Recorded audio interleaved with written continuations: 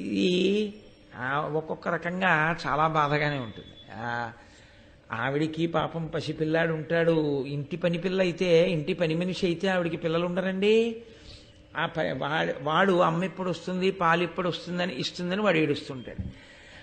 పిల్లాడితో చేసుకోలేకపోతున్నాను, కొంచెం బట్టలు ఉతికెడిపోని యజమానురాలంటుంది.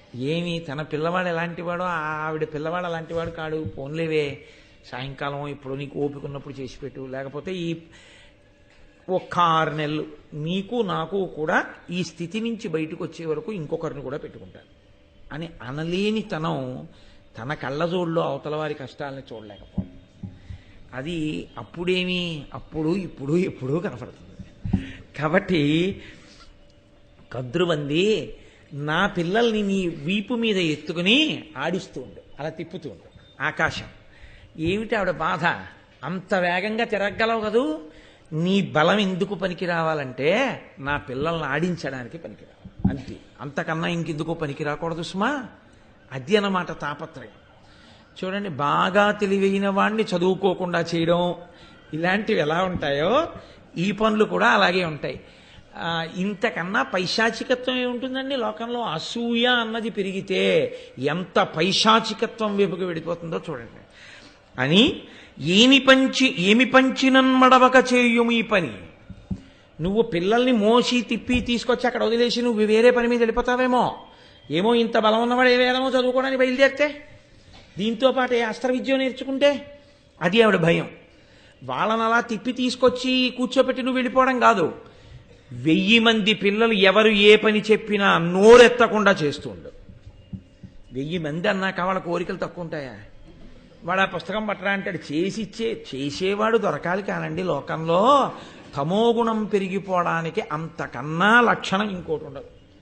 అప్పుడప్పుడు నా చేతిలో పుస్తకం కూడా అందేసుకుంటూ ఉంటే నేను అదే అంటుంటాను, కొన్నాళ్ళకి నాకు రాచరికం వచ్చేస్తుందండి, అలా అన్నీ పుచ్చేసుకోకండి, ఆమన్యం పోయి అసలు వినయంగా బతకడం పోతుంది నాకు ఇహ అని.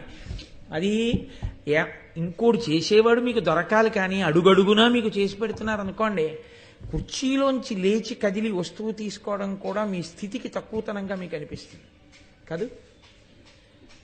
ఆ స్థితిని గెలవగలిగిన వాడైతే 10 మందికి పనికొచ్చేవాడు తప్ప, ఇది నేను చేయడమా అనుకున్నవాడు దేనికి పనికొస్తాడు? సేవ చేయడానికి.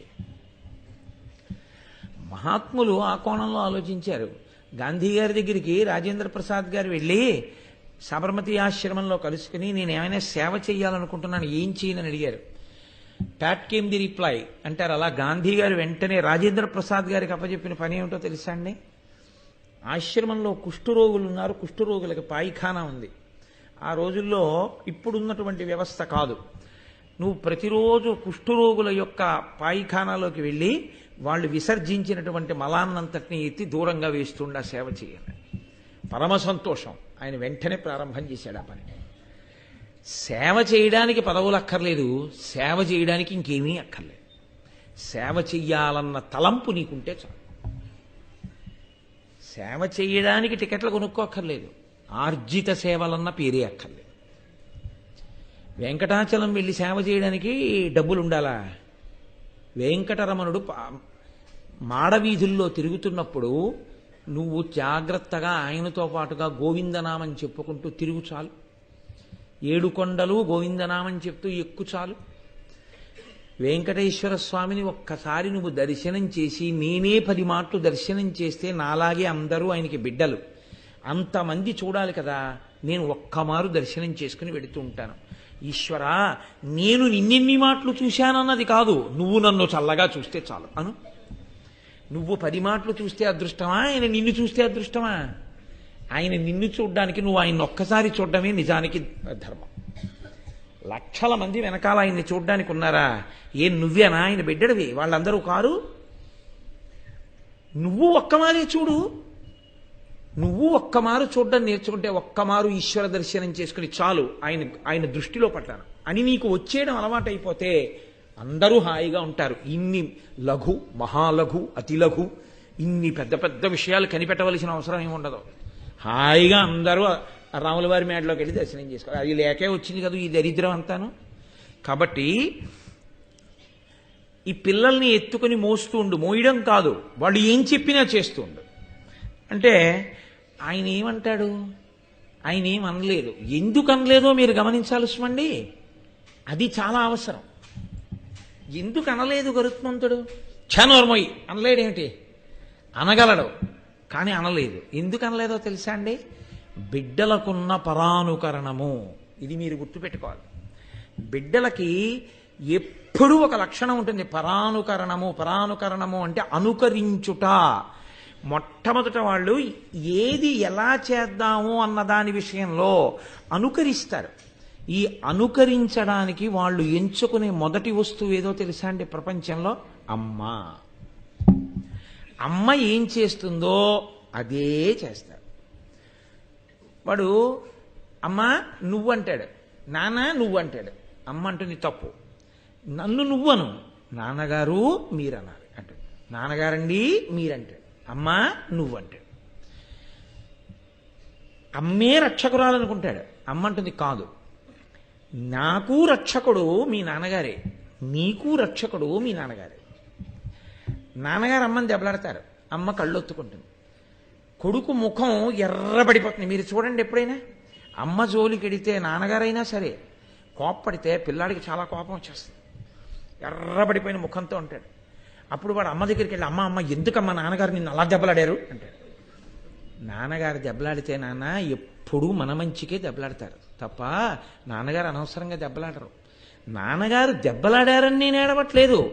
నాన్నగారు దెబ్బలాడేంత వరకు నేను ఈ విషయం ఎందుకు తెలుసుకోలేకపోయానని ఏడుస్తున్నాను అని అమ్మందనుకోండి, వాడికి నాన్నగారు దెబ్బలాడేంత వరకు మనం తప్పు తెలుసుకోకుండా ఉండకూడదు, నాన్నగారు దెబ్బలాడే స్థితి ఇవ్వకూడదని తెలుసుకుంటాడు. ఈనాడు సుఖపడ్డానరా, మీ తాత తీసుకెళ్ళి ఆయన చేతిలో పెట్టాడు, పెళ్ళైనప్పటి నుంచి ఇంతే, నువ్వైనా నన్ను గట్టెక్కించాలి నాన్న అందనుకోండి, వాడికి ఏమర్థం అవుతుందంటే ఈ నాన్న శత్రువు అని అర్థం అవుతుంది. నేను యథార్థం మనకి చేస్తున్నాను. పైకి నేను నవ్వుకి సంబంధించిన విషయాన్ని చెప్పానని మీరు అనుకోకూడదు. పాపం వెర్రాయిని దెబ్బతినేస్తాడు చిట్ట చివరికి వచ్చేటప్పటికి.